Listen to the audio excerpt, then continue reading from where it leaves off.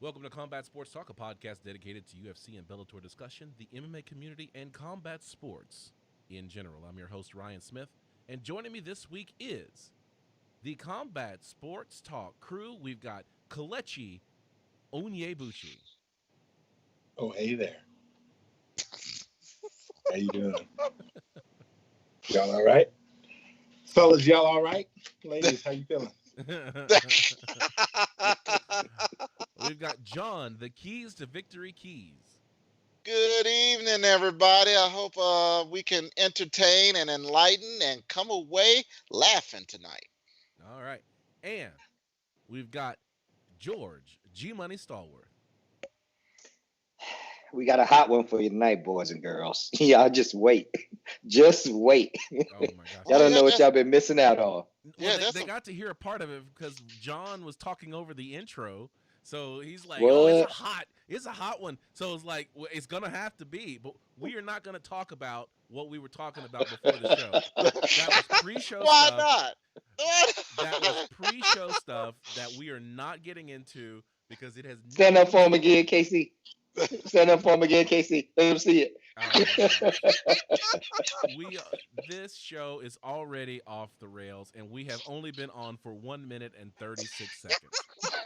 You got Casey standing And up everyone with is a fully Not Today sober. Colonizer shirt. You got John Keys talking about Terry Runnels. Runnels. Runnels. Reynolds. Not Reynolds. Not the rap, but Runnels like you running to some L's. Man. Okay. Which is what y'all are going to be doing tonight, by the way. But, All right. Oh, we already talking about losses, huh? Oh, yeah, losses, man. He going there right out the gate. All right. Yeah. Well, here we go. We got a lot to talk about, of course, about the MMA world. We're going to try to keep it MMA. All Good right. luck with that. Not adjacent sports that have some context to MMA, but MMA. It does. Okay. It does. He was an MMA fighter. Oh He my was. gosh. Here we go. He was a heavyweight All right, back to the champion. run sheet. Back to the All run right, sheet. let's get to the run sheet. Is everybody on the run sheet? Do we need to, what do we need to do to get this show back on track? On track. We're here, man. What are you talking about? All We right. are all here. Okay, so let's get into the headliner. It's all about Fight Island Watch. So let's get into it. This is the headliner.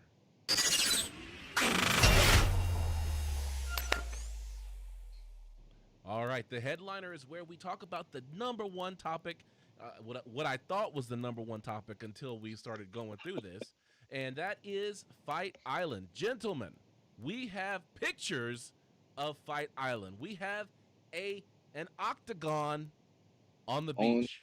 That's what I'm talking about. I'm not impressed by that performance. So let's get into it.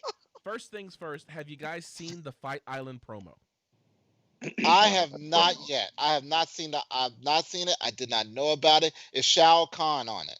No. But Is they did try to do a kind of a Mortal Kombat type font. Does that matter? Does that help? It does. Isn't everything like super dark?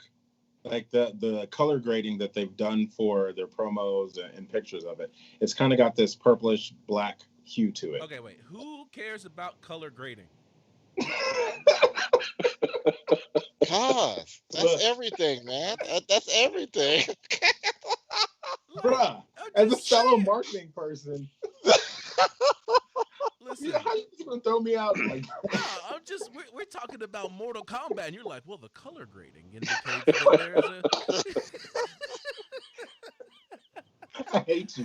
And in this week's I hate it here. episode of the Dozens, Is color grading in the dictionary? Does that count as Kelechi's multisyllabic word that we have every week?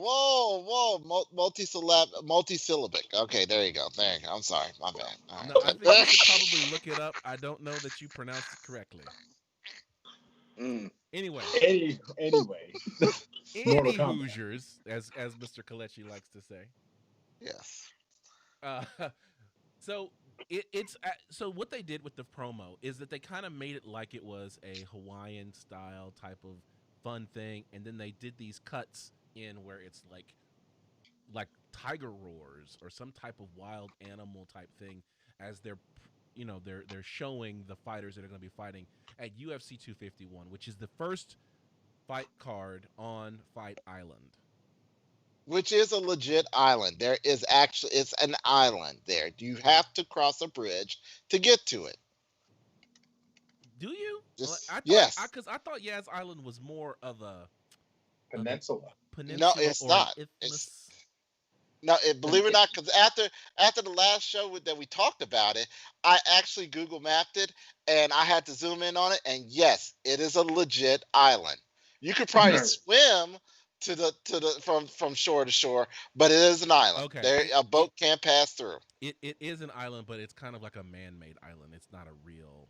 Well, everything in Dubai is man-made. Ryan is just hating on things tonight, isn't he? It's an island, but it's not a real island. Man, listen, I look forward to this every week. I have been waiting to hang out with you guys. Tell China that that's not a real island. They get mad at that. All right, they've been making islands over in the South China Sea for a minute. All right, so that's true. True facts. All right, okay. There. So yes, it is indeed a real island. I actually have it up on Google Maps, and I'm looking at it myself. And there is blue all the way around it. That's what I'm here for. No, that is what she's here for. Yeah, apparently. Sorry about that, ladies and gentlemen. That was the Google advertisement there. So they did an inside look at Fight Island and the construction that's going on, and this is with the Sun, that's the U.S. version of the Sun, and basically you get to see a picture of the construction of the octagon on the beach. And so I'm gonna switch over to the desktop view real quick. And just give me just 1 sec. You guys can't see it, I guess, huh? Unless we go to our YouTube channel and watch it from there. Combat Sports Talk. Was that a dig? No, that's actually an advertisement. Yeah, and a dig at the same time. Hey, you can communicate with us. So, type in your comments and we can see them. Absolutely. Okay, so we're gonna go and look at the we're gonna go to the desktop view here. And so you can see that is the octagon on the beach. So they're building it. It is happening. And look, you can see the water from there. That's going to be actually a really cool experience, if you ask me. I'm excited about that. I'm about it too. I can't wait to see this go down. I think it's going to be excellent. And like I said, we just need Dana White on a throne, looking down above with a Shao Kahn helmet. That's interestingly, you mentioned that because he had an interview with TMZ Sports, and he said 4 things. Number 1, the fighters are not going to walk out lined up with tiki torches on each side. So they're not doing a tiki torch runway.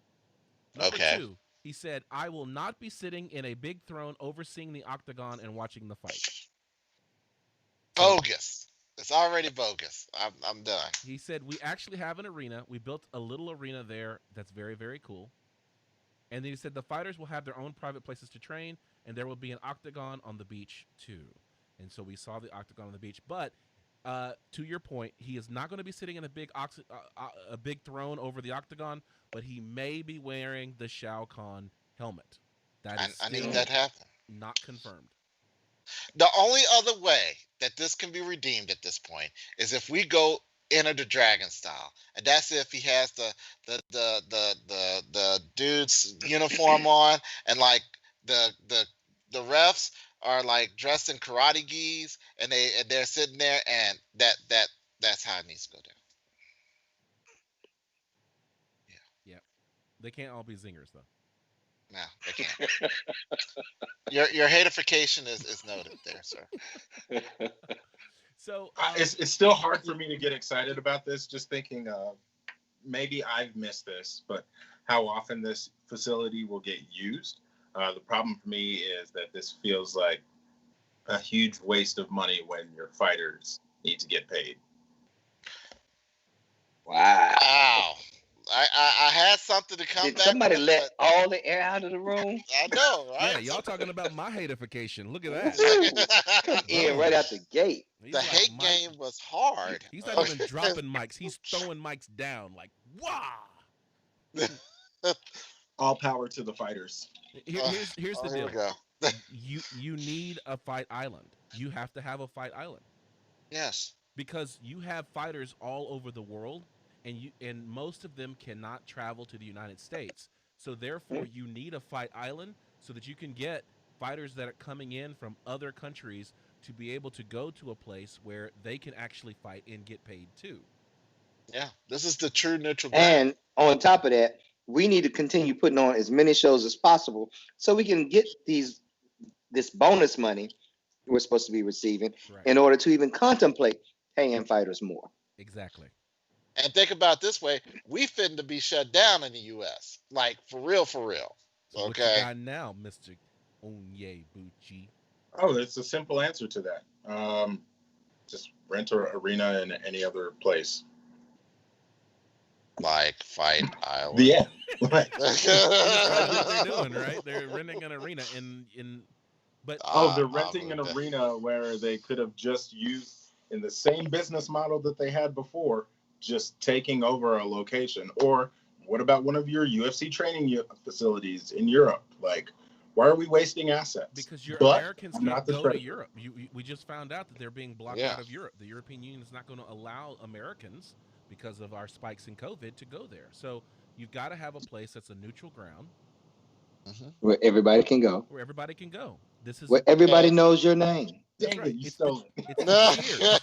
The cheers of MMA. Sometimes you want to go where everybody knows your name. Unless you're on the wow. I'm just saying, well, it makes sense. It's because Abu Dhabi is currently neutral ground for everybody. They're letting everybody in at this point. So this will be a great place. We'll have all our fighters. The fighters across the world can literally go there and do their business. I wonder what the impact of something like this really is, though, in a place like Abu Dhabi. If they're are they testing folks? How bad is coronavirus there? Like, what's the pandemic been like for them?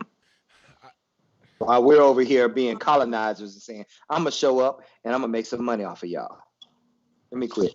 Can we see the show again, KC? Yeah. One more time, boy. The views of Kalechi Onyebuchi are not necessarily the views of the Combat Sports Talk team. They're not necessarily my views either. I just asked him to show the shirt. So anyway, the UFC actually on MMA Mania, they have posted the COVID-19 protocols while in Abu Dhabi. And so you can go there and look at all of the things that they are doing to try to keep fighters safe while they are there. They have 4 fights in 2 weeks that they are doing. And so this has to run smoothly, or else it's going to be another one of those risky black eye type of things if they go wrong. So what I'm getting at, though, is as bad as the corona has spiked here in the U.S., what is it like over there right now in Abu Dhabi? Because if it's not, if it's just as bad or whatever, why are we even wasting our time having to go over there? Why can't we just? I get it. We need to bring in foreign players, that kind of thing. But you get what I'm saying. How bad is the coronavirus there? It as far as we know, it is not as bad as it is in other in here in the United States. They are not. So now, if I'm Abu Dhabi, I'm like, why would I let these Americans come over here and do this? Exposure. Promises. Okay, that's the only thing I can think of is that they may have worked out a deal with the UFC about bringing more fights there. Okay, it could be a great many things. We don't know yet. They haven't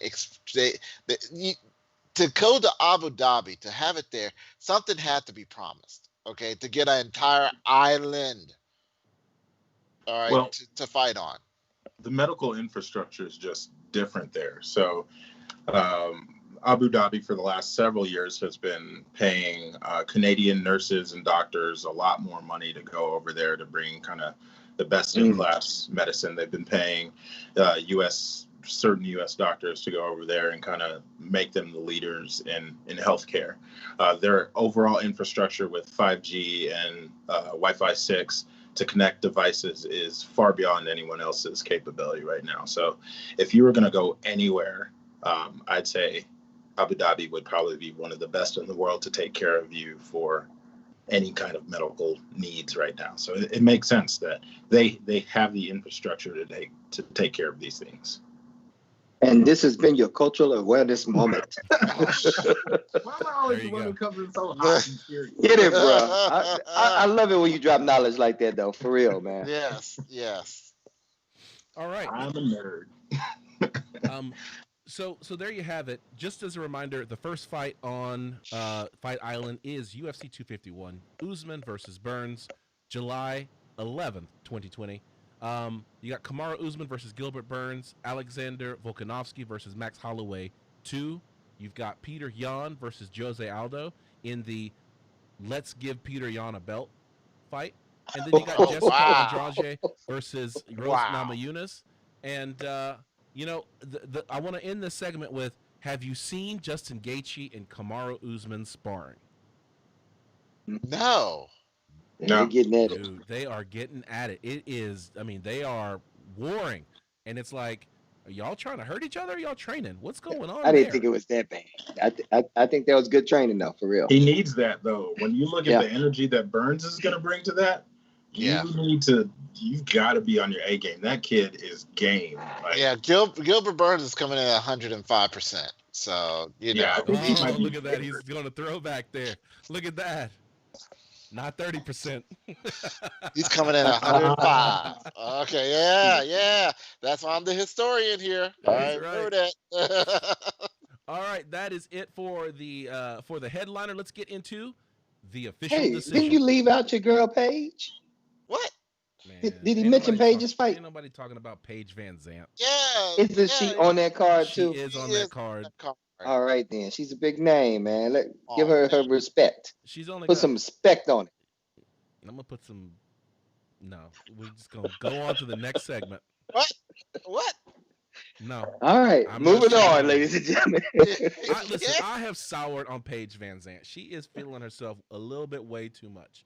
Okay, I used to be a big supporter of Paige Van Zandt. And then she's like, well, I make more money on Dancing with the Stars than I ever have at UFC. It's like, because you were out of the UFC for 2 years. You didn't fight for 2 years because you were too busy dancing with the stars. So, no, and you weren't winning. Come on. Like, what? Why should we care about Paige Van Zandt as a fighter at this point? Because she's brought a female perspective to the sport and a following from a venue that we had no way of touching other than through Dancing with the Stars and her on it. Stars people are not watching UFC. Really? Because they would have been watching with Chuck Liddell. All right. I'm just saying, I think she does have a viewership that she brought over here. She has a viewership, but she's trying to monetize that viewership. You know, she has her Instagram and all that kind of stuff. For me, I think she's doing a smart thing. She realizes, okay, the contract's up for grabs right now. She's going to test the market. She's going to test free agency. She don't want to fight. That's the thing. She doesn't want to fight. And because she doesn't want to fight, she is going to make this out like she is such a valuable fighter that the UFC should pay for. And the UFC, if Dana White is the Dana White that I know, because we all know that Dana White's not going to pay for someone like Paige Van Zandt, she's going to go off and do whatever it is that she's going to do. Because he's got... I totally agree. He's got Weili Zhang. He's got Valentina Shevchenko, Rose Thug No Hair Namajunas, Joanna Jędrzejczyk. Like, no doubt. Why do I need Paige? Paige is going to go off and go make some money for real. Watch. She can. More power to her. But what it's evidencing to other fighters is possibly what they need to be thinking about doing themselves. What? Wearing bikinis on Instagram? No, testing the market. Oh, okay. One championship, Bellator. There you go again. Okay, so let's before we really pile on her, let's look at her record. Her record's 8-4. Last fight she had was back in 2019.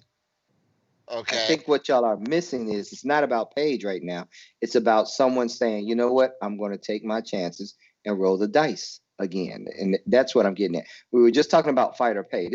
When I brought this up, it wasn't really about Paige. It's just the fact that she's put herself in the position to be that person to play this out. I agree. I agree. So I guess the point I'm getting at is testing your free agency, testing your status or what you feel your work with the UFC going to bite it in the butt eventually. I think you have to be a star. Like you have to be a star in the UFC, and if people like Masvidal, people like Masvidal is sitting there saying that the level of notoriety that he has in the UFC right now, and he's feeling like the UFC is giving him a take it or leave it kind of message. If John Jones is arguably the greatest MMA fighter in the world, and the UFC is like, you signed a contract with us recently, we're not renegotiating. What influence does Paige Van Zandt have when you have someone like Valentina Shevchenko, who is just as popular on Instagram, I would argue, but also is a talented fighter who is killing folks. Like if Valentina was saying that, then it would be different. It would be a different story if Valentina was saying it, because she has the best of both worlds. She's bringing in people, on her Instagram and has a following, and then she is continuing to defend her title. All right. You got so Ronda Rousey making that statement doesn't change anything, because she was a dominant champion who decided to leave and make more money and have a life. Yes, but she is a dominant champion who unfortunately left on the decline as opposed to being at the top of her game. We start talking about Amanda Nunes, right? What did Dana White say? If Amanda Nunes leaves, number one, he said he'd kill her, which hopefully that doesn't happen. But two, he did say that. Number two, it would mean the end of the featherweight division, and now you've got a female bantamweight title that's up for grabs. That is a much bigger impact to the UFC than a 8-4 fighter who's fought one time in like 3 years. Well, let's see here. I don't know. I'm not looking at the stat right now. I could be wrong on that. Yeah. She fought in 2019 and 2018. So, but I hear what you're saying. Think about it this way, okay? When Anderson Silva was in his prime, destroying people left and right, matrixing people, he asked Dana White in a contract negotiation for a piece of the UFC, and Dana White shot him down mercilessly. What fighter thinks that when on the caliber of Anderson Silva, what fighter right now thinks they have a chance to negotiate something more than what they already have? All right, John Jones, because what's that? But not even Conor McGregor. Not even Conor McGregor. Conor McGregor wants the same thing. Hit the ceiling. But the point I'm making isn't so much our ability to reconcile stuff with the UFC. I almost had to have you beat that out there for a minute, Ryan. Thank you. The point I'm making is that because these people are testing free agency and putting themselves out there, and are finding that they can be paid more, or can be paid better, or treated better in other places. How long till we do see these big names jump over? Because you know what, Paige is what, 8-4 you say, or 8 and whatever. 8-4. She's not a big name in terms of that, but she does have some notoriety. She does bring. You hear what I'm saying? She is going to, wherever she goes and lands, she is going to bring a viewership with her, and it's probably going to make her a bigger name as a result of leaving the UFC, if anything. But she's not the focus of what I'm saying here. How long does this not free market, but testing agency continue before it really starts to hit the UFC in the pockets? I can answer that. Okay, go ahead. It's hypothetically speaking, it would take John Jones leaving and landing somewhere like maybe Bellator and having good competition there to fight. It would take it would take Stipe to leave, which in my opinion, I think he's going to. Something tells me that he's not going to come into this fight 100%. I think he's severely dissatisfied with the way that the UFC has treated him, the way Dana has disrespected him, and I think it's going to show. It would take the likes of maybe Max Holloway. If all the veterans, the hottest stars right now, were to do an exodus, that will make UFC reconsider. But that's a big if, because if half of the hottest stars were to leave and go to Bellator or ONE FC or any other organization and build it up, then the UFC will say it. Because right now Dana's on this pitch of, well, they made enough money that they don't have to fight again. That's gonna be his line for every fighter, that they don't have, that, the UFC is an opportunity, not a career, and they've all made their money. Well, and that's what he's gonna do. And to tack on to that, Jorge Masvidal is not helping the situation where he's like, I don't have to fight, I've made enough money. John Jones, I don't have to fight, I made enough money. So your biggest stars are saying, this is not something that I have to do.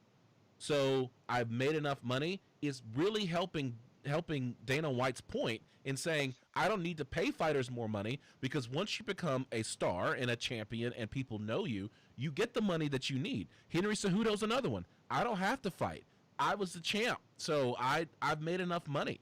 So until you get fighters that are caring about all the fighters and not just themselves, you're not going to get the type of cohesion you need to have a union. But to answer your point, George, you have to have fighters leaving at the right time. So one name that John didn't say that I think would really hurt the UFC is Israel Adesanya. Yes. Because if Izzy went and left and said, I'm going for more money, then you start saying, okay, well, does the UFC have enough big names to justify a $65 for pay-per-view? Does the UFC have enough names? So there's still names. They're still churning out new fighters that are becoming, having notoriety. So you would need someone like Sugar Sean O'Malley would have to be like, I'm out. All of these names that are coming up, so that now you're only with kind of your prelim fighters that you're trying to make big, and these fighters are going and they're winning, and they're still dominant, and they're winning in even more destructive fashion. Imagine if John Jones went back to Bellator, and not only did he succeed, but he ran through people like he did when he came up in the UFC. Took all the belts, light heavyweight championship, then goes over to ONE FC, takes that championship. Because you've got some of this play back and forth between, actually it's not one, it's Ryzen, right? If you go to Bellator and then you can do a crossover with Ryzen, and John Jones has taken all of those belts, then you have a fighter that's transcending the promotion, and he's really becoming having an identity with the sport. And that's when the UFC has to then take notice, because now you've got to pay that guy if you want him back. So I like your thinking on that, man. That's you might need to manage some fighters. Let's do it. I mean, between look, you got KC, who's business development. Me, I'm marketing. You got John down here, IT, and you're a coach. What? Let's find us a fighter. I also want to be in charge of color grading.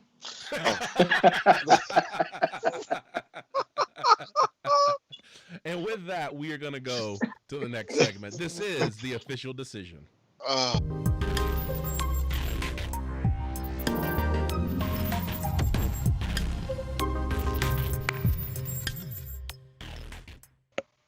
This is the official decision. This is where we look at the results from the fights on Saturday night. And this was UFC Fight Night, Poirier versus Hooker, June 27, 2020 at the UFC Apex at Las Vegas in the United States. Okay, so here we go. We got a comment from our last segment, and it's relevant to what we're going to be talking about. What Tony Sal said, he said, we can manage Mike Perry. He needs a team right now. Uh-oh. Uh-oh. Somebody call Platinum. Hey. Listen, look, all I'm going to do is tell him, hey, you're doing great. You're doing great. Just make sure you give him a kiss. With an ice pack. Make sure you give him a kiss before he goes into the ring. Don't forget about that. For the right amount of money? Yeah. We had 6 fights on the card. Julian Erosa defeated Sean Woodson via submission in round 3. Takashi 6'9". Takashi Sato defeated Jason Witt via TKO in round 1. He said that people are starting to recognize him as a knockout artist. So keep your eye on Takashi Sato. Maurice Green defeated John Vellante via submission in round 3. Brendan Allen held on to defeat Kyle Daukaus via unanimous decision. Did you see his fractured face? I mean, it's just sunken in on one side. Oh. You got to see it. Brendan Allen, broken face, still wins that fight. How did you feel about the fight itself, though? Like, I don't know. It was a jiu-jitsu fight from the start, and I wish I'd have seen more hands. But I'm not a great jiu-jitsu practitioner in the least. But there were a lot of sweeps going on. From a coach's perspective, like, you think this is the fight that needed to happen? Because it seemed really one-sided. As you're trying to climb the ranks, you need a multifaceted win, and I didn't really see that out of that fight. Yeah, but the thing is, if you're climbing the ranks, you're going to get a lot of looks, and that's the thing that as we're looking at it at 185 pounds, you still got a lot of great fighters in that division before you start getting into the names that you have. We've got the Darren Tills and the Robert Whitakers that are going to be coming up over in Fight Island, and so you do have to make a name for yourself, but if you get your face broken in the process, that's not a great way to go, because I don't know how well that heals up. Or if you just have that, kind of crypt keeper look. Don't do that. Have that crypt keeper look for the rest of your life. Man. Platinum Mike Perry did the unthinkable. He made it happen, defeated Mickey Gall, proving us wrong. No. Proving all of us. Proving y'all. Okay. Y'all eat up on that crow, because that was y'all. I had Platinum. Okay. I did pick Mickey Gall on this fight. I do picked remember. Mickey Gall. I did. Yeah, me too. And then what was even more devastating was the fact that Mike Perry outworked him on the ground as well. He ragdolled him.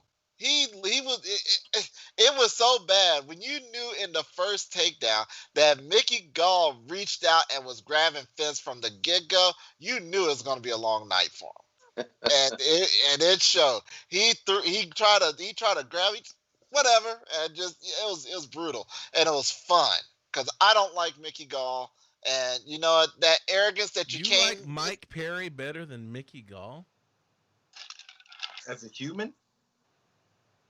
I like the energy that was brought to the ring. Okay.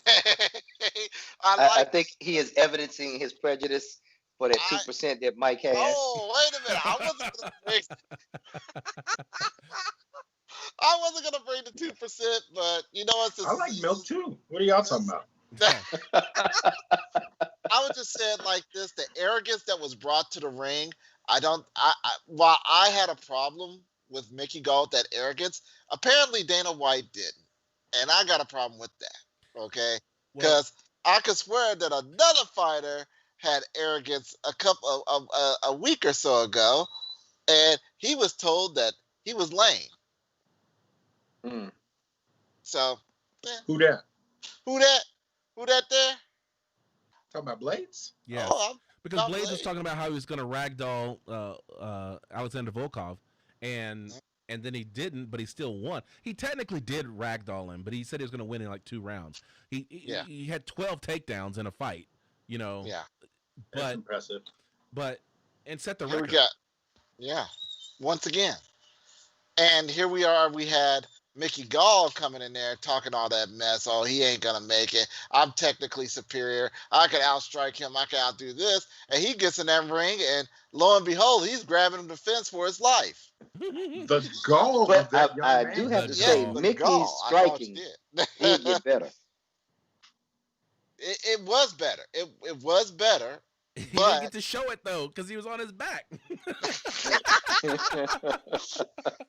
exactly, it was. But what I is- mean, go ahead.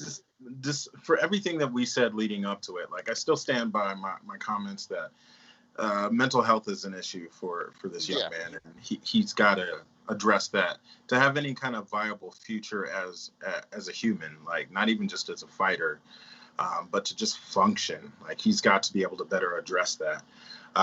But the fact that he gets this win kind of gives what I would call the Kanye effect, where it's like you say a lot of crazy stuff, but you get one good thing happens, and we're like, oh no, let's look past your mental illness. So Okay, So what do we do with this? Because what I was gonna do, let me do my David S. Pumpkins impression. Oh my God, there we go. Any questions? Because we said that having no team, having his girlfriend in the corner was a recipe for disaster.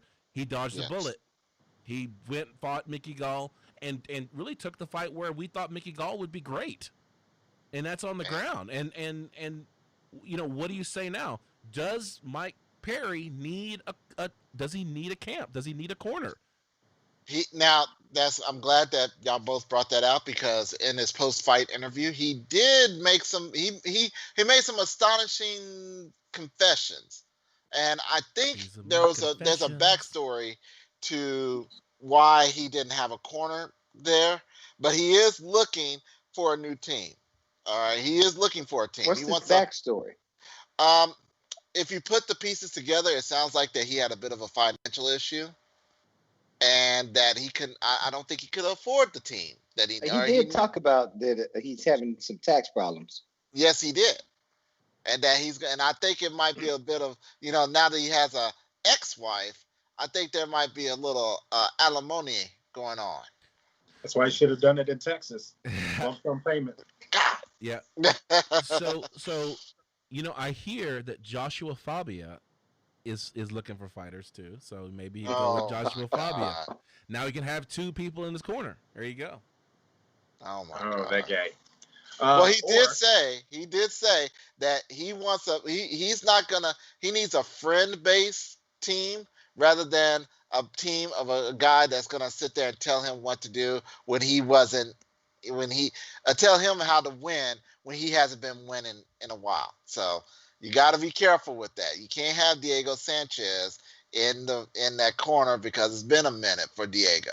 Okay, so my question is, who do you think would be the best camp for this guy to land at?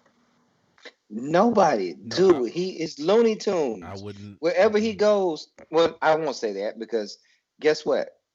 I've never heard of him really causing trouble anywhere he's been. Exactly. So I think, but I would be reluctant as a coach to want to work with him, knowing how volatile he is. Yeah. Darren Till, he said that if he caught Darren Till walking down the street, he is going to fight Darren Till and stick his finger in his eye. So maybe Mike Perry starts causing a little bit of trouble. Just depends on when he comes in contact with Darren Till. I'm thinking maybe the next stop for Mike Perry might be Abu Dhabi and trying to sneak onto Yaz Island. That'd be wild. That would be wild. But didn't he also mention that he tries his shot at 185 to fight Darren Till? Yeah. So I think Hard Knock 360 would be good for him. I think Henry Hoof and team could welcome him, get him straight. All right. Hey, Henry Hoof he's got that discipline. He's a proven coach. He is a proven coach. He's a driven coach, but he's proven. All right. My opinion. All right. Or he can go to, or I'm sorry, one more place. He could go to Dark Side MMA. I think he can do that. Let's go to Dark Side MMA. That 2% don't want none of this. Hey, I'm just saying, go. you are a double champ. You are a winner. He will listen to you. Okay, Northside MMA. That's right. Platinum. Platinum. We calling for you, dog. In the main event, Dustin Poirier defeated Dan Hooker via unanimous decision. There you go. Never put your money on a hooker. People said that this was a fight of the night contender. You know, People saying it's the fight of the year contender. I mean, that's what I mean. Fight of the year. I apologize. Fight of the year. So we have to start keeping track because remember, Kalechi, we used to do at the end of the year. We used to do the Excellence Award, the Combat Sports Talk Excellence Awards. So we're gonna start keeping track of these big fights that become fight of the year contenders. So we've got Weili Zhang versus Zhang Weili versus Joanna Jędrzejczyk. Kamaru Usman and Colby Covington. Yep. And then we've also got now Dustin Poirier versus Dan Hooker. And why is Casey pointing to his left? Is that not you? No, not on my screen. There you go. There we go. So, are we putting more weight on fights that last the full 5 rounds, or do we go with like some of these flash knockouts can be a contender? I mean, like Jorge Masvidal and Ben Askren. Yeah, that to me should never have been considered fight of the night. Like, I would consider the intensity of the fight. And I could say Jorge and Ben Askren deserve fight night because there was intensity in that ring from before they even started fighting. So yeah, I would consider that as a fight of the night. Even though it lasted all of 6 seconds, it was, it was there. I think the fight has to go multiple rounds before it becomes qualified for fight of the night. You got knockout of the year. That's a great category for something like the Askren knockout. But fight of the night has to be something that's kind of a pitched battle back and forth. You're on the edge of your seat. You didn't have a chance to even get comfortable in your seat with the Askren fight. They said go, boom, the fight's over, and you're like, wait, I just looked down at my phone. So you're telling me that the hairs on your forearm wasn't sticking up when they were sitting there and they were looking at each other. They're like, and you can see, Jorge sitting there like, I'm gonna do things to you, and and Ben's like, whatever, dude, I got this dad bod right here that's gonna make it. And you didn't feel no intensity there. No, because. In order to feel intense, we've seen 1,000 of those face-offs.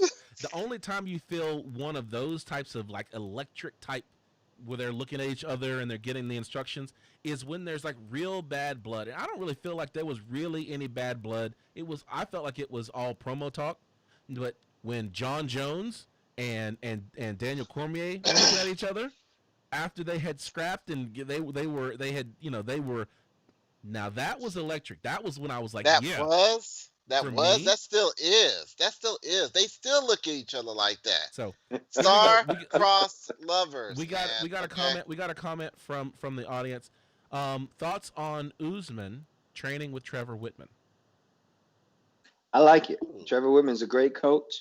I think he's going to up Usman's skill level, give him some new tools to work with, and we're going to see a much better or a much improved Usman. So Kalechi, the reason why I brought that up is because you know where Trevor Whitman trains. Is he out here? Yeah. He's in Denver. Man. You gotta go find Usman, man. He could be walking down the street. You gotta go find him. Lives down the street. Go find your kinsman. What? Yeah, Usman has been in Dallas honestly, he grew up in Arlington. Don't nobody live in Dallas proper. Okay. Oh, that's fair. Actually, technically, I am in the county. Okay, I'm maybe 2 blocks away from the county line, but I am technically in the county. My man's been in Dallas for a minute. Trains mostly out of Arlington. Y'all should have run up on him by now. Arlington is almost New Mexico. All right, can you tell? He trained mostly out of Florida. He wasn't spending a lot of time here. That's right. Oh, wait, real quick. That reminds me. Another fight of the night that we didn't think about. Gaethje and Ferguson. Yes. Yeah. Would that be on your? We do need to get these written down and. We got to get them written down. Are we talking 2020 though? Because we're almost a year removed from. We got to be 2020. That's the thing. It's got to happen in 2020. So we only have a few fights because. Yeah, I was like, time has just changed. Also, I want to give a quick shout out since we're talking about fighters and where they're located. My old coach at Factory X, Yusuf Zalal, got his second win in the UFC and on this last card, and it was a great fight with Yusuf throwing a lot of technical knees there. So if you guys go back and watch the undercard, he's showing a lot of heart there in his second fight there in the UFC. Oh, Excellent. wow. Congrats. That's awesome. And I just realized he was 23 years old. You know what it's like to get beat up by somebody who's 15 years younger than you? It feels like getting beat up by somebody who's 8 years older than you. Uh-oh, here we go. I don't know what that's like. You do. Because it happened twice. 2 times. Oh, yeah, go ahead. You don't have the belt. You don't have it. I know you don't have it. You're just waiting to take me off screen. What you see me doing right here is moving the cursor to the camera angle where you're not in the camera anymore. I'm just looking for the.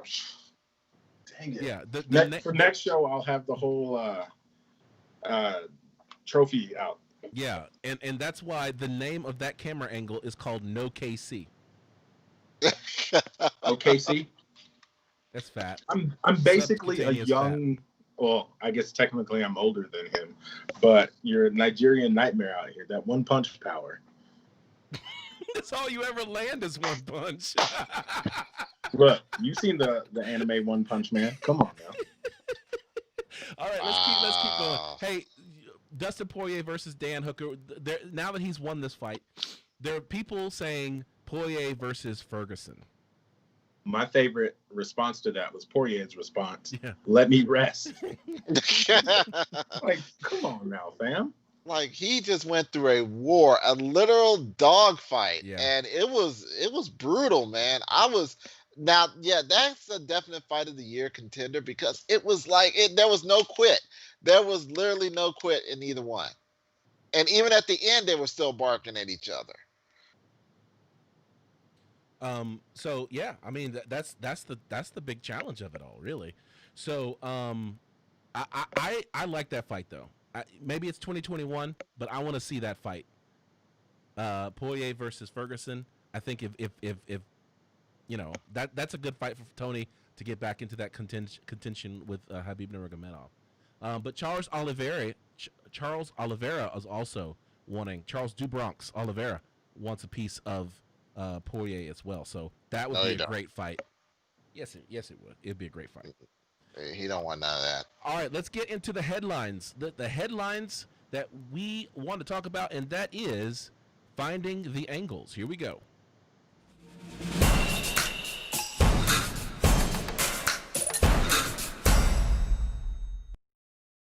The angles. This is where we talk about the headlines that are making waves in the wake of the UFC action on Saturday night. And so, actually, all the headlines are about the card. And so I went and looked for other things for us to talk about. So we might just go and kind of hit these really fast.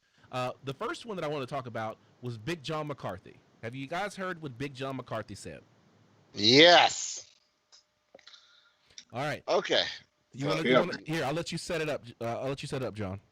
Okay, so Big John on a podcast sat there and said that basically that the fight between John Jones and Alexander Gustafsson, if it wasn't for him, that John Jones wouldn't have been the champion that night. That he would have lost that fight.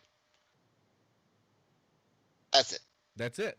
So basically, if you remember the first Alexander Gustafsson fight, John Jones in the first round gets caught with I thought it was a left uppercut that he got caught with, and so the right part of his eye got cut, and so it was a really bad cut, bleeding the entire time, and so at the end of the fourth round, the ref was like. I mean, the doctor was like, I think I want to stop this fight. The cut is pretty bad. I think I want to stop it. I don't like the way it looks. And what Big John McCarthy said is that from his opinion, John Jones had just won the 4th round. So he's like, I don't want to stop this fight. I don't want to stop this fight for a cut when John Jones is, coming back against Alexander Gustafsson. There's 1 round to go. Let's let him fight. And so he ends up convincing the doctor to let John Jones start the 5th round, and basically promise the doctor that if he saw any indication that the cut was getting worse, then he would stop the fight. But he said that it was his intention never to stop the fight, that it was going to go on regardless, because he felt like John Jones needed to have that round, and he didn't want to stop the fight over something like that. And so because he made that decision, John Jones, of course, put in one of the greatest rounds in UFC history, round number 5 in Jones versus Gustafsson 1. That it was just one of those amazing rounds. And so he ends up winning the fight, retaining his belt, and the history of John Jones being the greatest fighter in the world today continues. Had he lost that fight to Alexander Gustafsson due to a cut, I don't know that he would have the shine that he has today. Greatest fighter in the world, Craig, in the world. So do you believe that okay, so I was going to ask the question. Do you believe that Big John McCarthy making that decision to allow John Jones to fight, even though the doctor wanted to stop that fight? I don't think you get extra credit for it. I think that's your job as the ref to be able to read the situation and figure out whether the fight goes on or not. And I think it was absolutely the right call. I love understanding the logic behind it.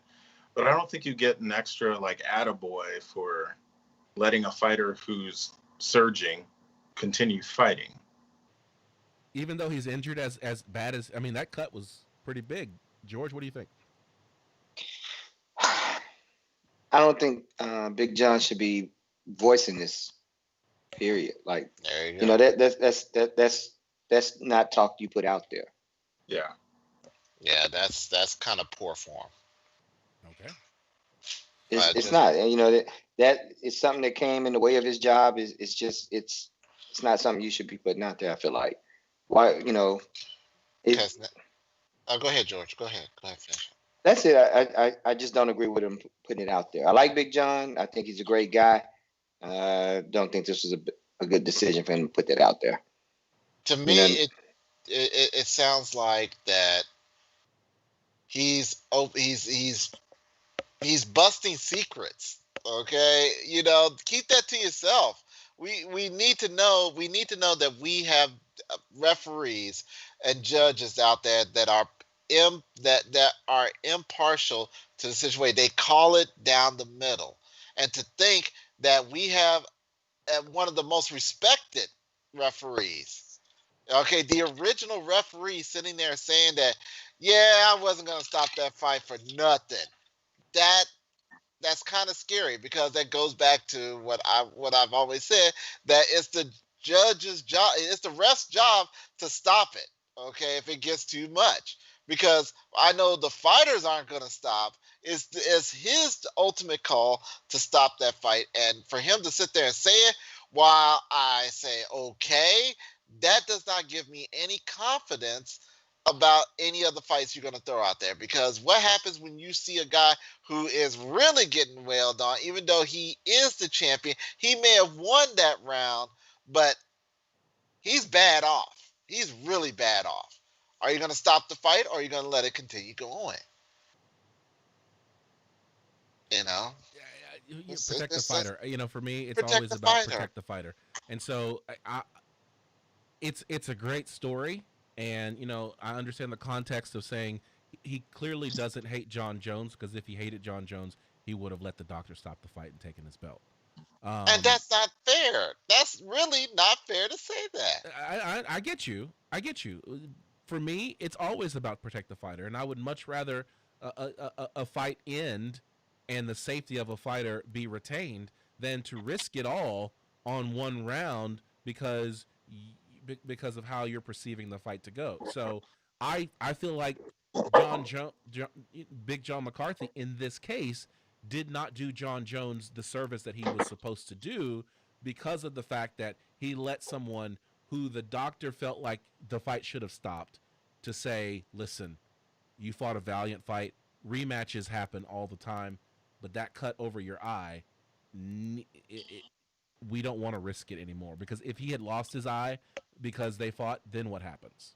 Exactly. Who gets final say? But did you over when die? fight stops?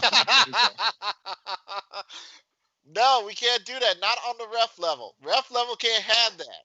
Okay. That's Well, not what I'm saying. Fighters can do that. They can sit there and say, "But did I die?" But No. this is why John shouldn't be saying these things, because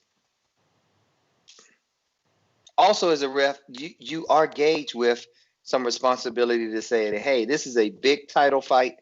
Do I have an obligation to allow these guys the opportunity to showcase their skill set, to be all they can be?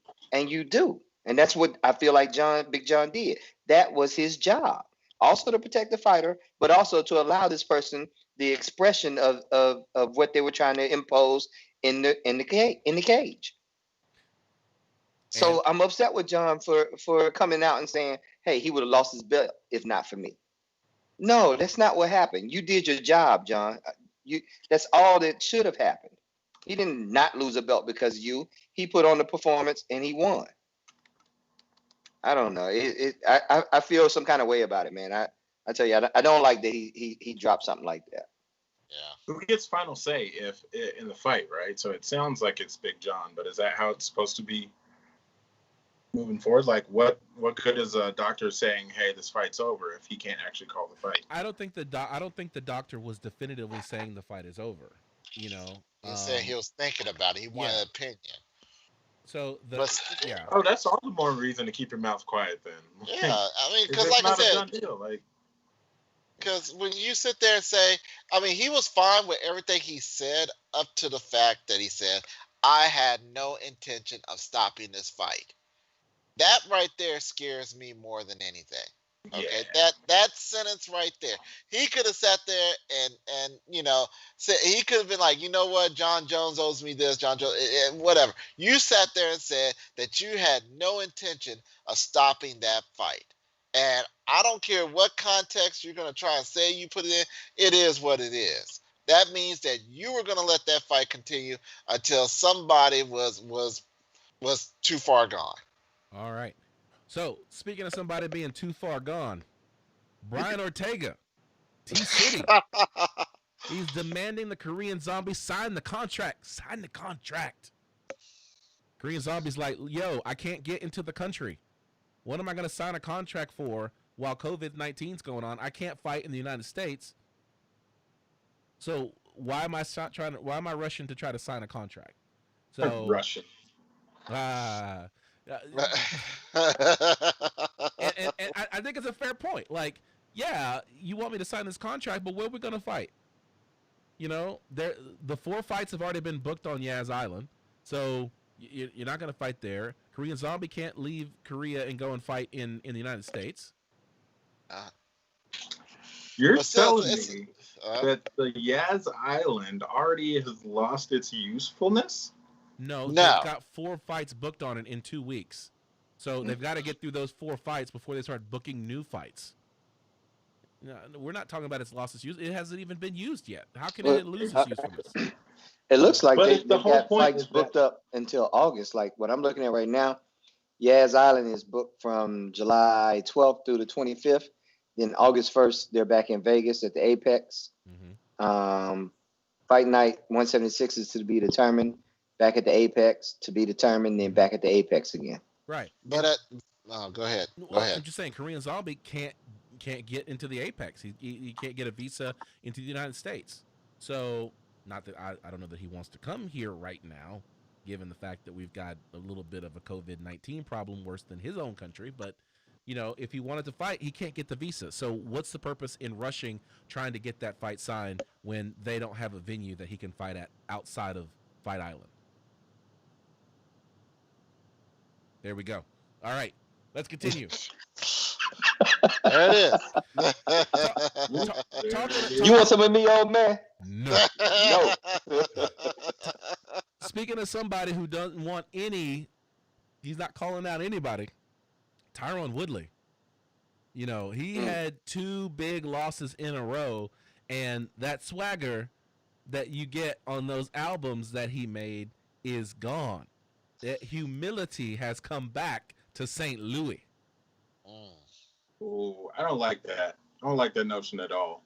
Because I don't know that he was overly braggadocious when compared to his peers in the field. And I have a real problem with us placing certain types of fighters in a box like, oh, you got to be mad respectful to gain the respect of your peers. This is also the fighter who we all were saying, and maybe not you, because you have always been a big Tyron Woodley fan. But always, day one. But we were talking about the fact that Tyron Woodley was always chasing that big check, chasing that big fight, and it's like, dude, you just need to fight. Like, you're we all like and respect your talent, but you want the big name, you want the big check, and you feel like you deserve it. Just fight, and you will get those. And so then when he finally fights Kamaru Usman, he gets beat, and then he fights again and fights Gilbert Burns and gets beat. It's like, what are you going to do now? Because you spent all this other time jockeying for these big fights. You got nothing left to do but fight the next man up. And that's basically what he's come to, and he's basically what he's saying is like, listen, I'm not in a position to be able to call out names. I have to fight somebody, whoever's next. And Tony Sal, I think you got the right idea. Tony Sal's watching us. He's saying Tyron Woodley versus Jeff Neal. Is that it? Who? Jeff Neal? He's an up-and-comer straight out of Dallas. I want to talk about it because there was an article that said that he has gone back to his serving job at the Texas Steakhouse, which is just down the road in Richardson. Like, I might brave. Wait, the one off of 75? Yes, over by Cisco. What? Oh, That's why where he's working. Need y'all to quit doxing this man. Right? I know, Go right? out there, leave big tips. Jeff Neal needs the cash, bro. Wow. Or Woodley just decides it's time to retire. Let's be honest. He can't handle top talent right now. His fighting style it's useless. His I want to be a counter striker thing is not going to work against the style of everyone else in this weight class who's really figured him out and is going to pressure him. I don't see a match that in the top 10 that he can win. And that's coming from a diehard Woodley head. Like, that's me looking out for him. It's like, yo, you're not going to win. So unless he changes camps completely and he can find that second gear that just never, I wouldn't say never. He's just been really hesitant with it as if he's conserving his gas tank when his problem really hasn't been the gas tank. It's generating offense. I've seen this he reminds me of Anderson Silva too, right? Like a good counter striker who's going to continue losing because he's not generating any offense. Like, even if you last all 5 rounds, you're going to lose because you're down in the cards every single round. Yeah, and I think he had that success because when he was a one-hitter quitter versus Robbie Lawler. Then he came back and he fought twice against Stephen Wonderboy Thompson. And Stephen Wonderboy Thompson's kind of, he's kind of that surgical striker. He's going to sit there and look at you and look for that 1-2, try to catch you off guard, which I think plays into Tyron Woodley's style. Yeah.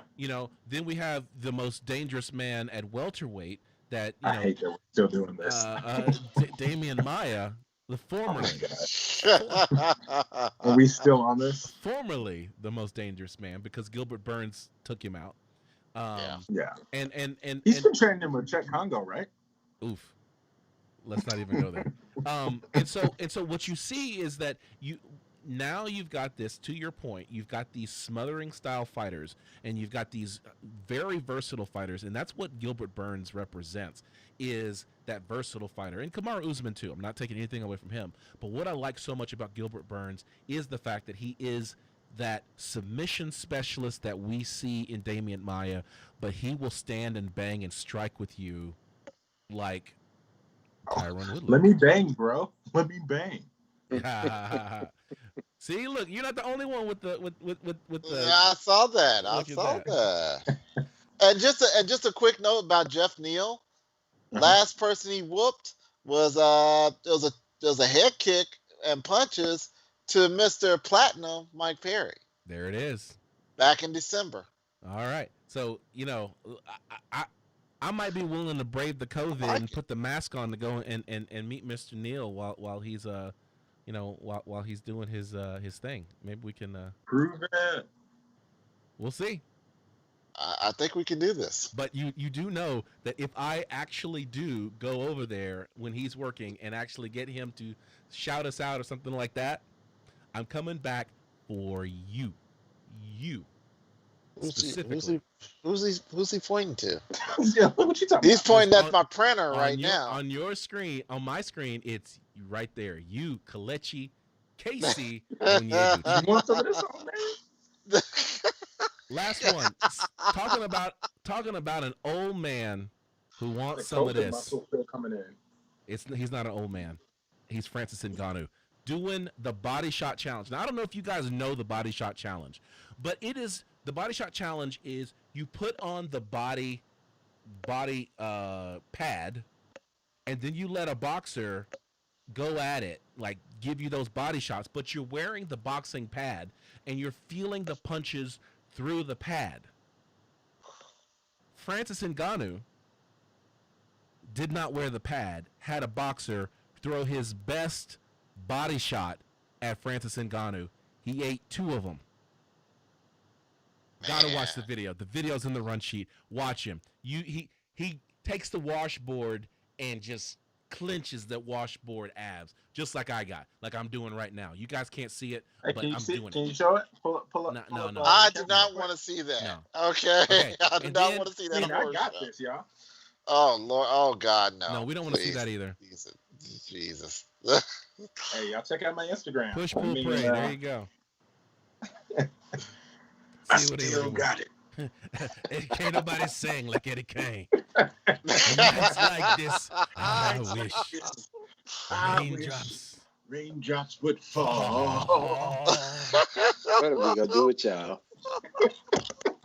All right. I'm just glad I'm getting all these references for once. I'm usually the lost one. Yeah. Yeah. People watching, they're like, "What are they doing? Who's Eddie Kane?" Exactly. 5 heartbeats. This is your cultural awareness moment. Hey, hold on now. Here we go. Look here, colonizer. All right.